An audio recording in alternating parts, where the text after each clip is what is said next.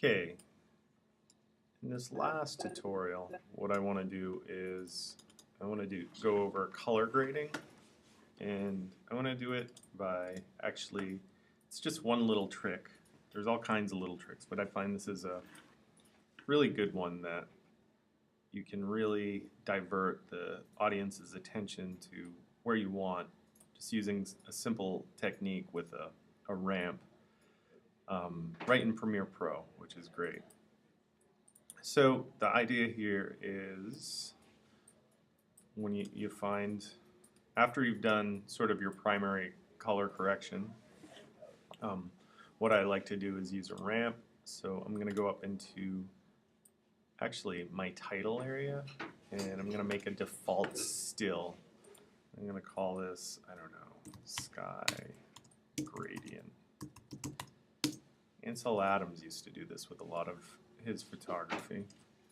And in this, I'm just going to use the pen tool, and I want to make the sky sort of pop out in this. So what I'm going to do is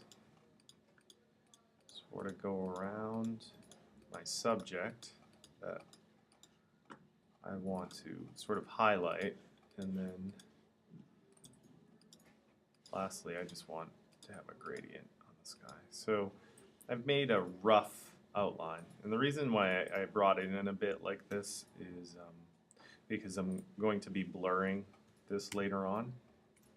So right over here, there's asked for the fill type and the graphic type.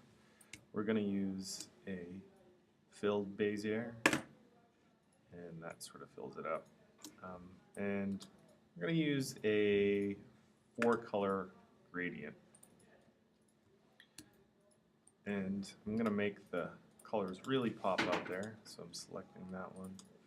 And I want to get like a really deep blue sky with that.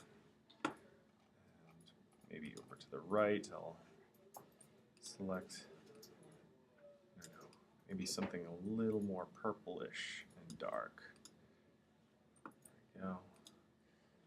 And I guess that looks pretty good.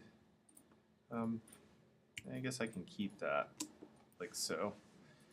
After I'm finished, I'm just going to close out of that. And then I'm going to go ahead and drag that in the playhead in the area that I want. So right now it doesn't look too good.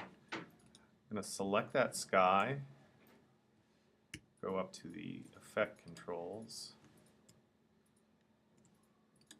and go to opacity. And what I'm going to do here is use a blend mode. Those of you familiar with blend modes, you'll notice some familiar things. I'm going to use multiply. What that does is sort of blends the background with that. You'll notice that it's harsh right around there. So what I'm going to do now is go into my effects and get a blur. I'm going to use a Gaussian blur. Drag that right in there, and if we look at the blurriness, I'm just going to increase it,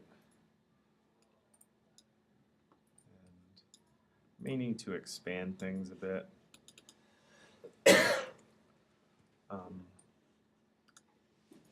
So I will expand it, sort of brighten him up a bit. That looks pretty good. And now you can see sort of the before and then after. Makes a pretty big difference in my opinion. Go ahead and look at that. Fit. So before and after. So there you have it.